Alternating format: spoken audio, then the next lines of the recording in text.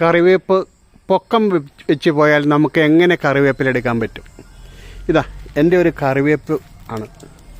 ഇത് കണ്ടോ, ഇതിങ്ങനെ നീളത്തിൽ ഇങ്ങനെ പൊങ്ങി അങ്ങ് നിൽക്കുമായിരുന്നു.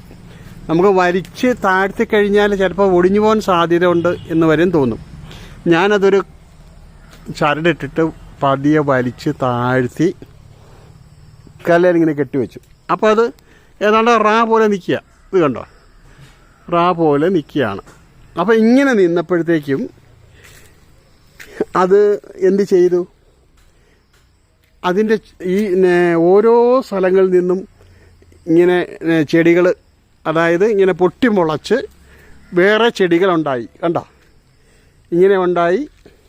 പിന്നെ നമ്മൾ ഇവിടെ വളച്ച് വെച്ചിരിക്കുന്ന അവിടെ ഇങ്ങനെ മുകളിലേക്കൊക്കെ ചെടികളുണ്ടാകാൻ തുടങ്ങി. അപ്പം നമുക്ക് നല്ല വിളവ് കിട്ടിത്തുടങ്ങി.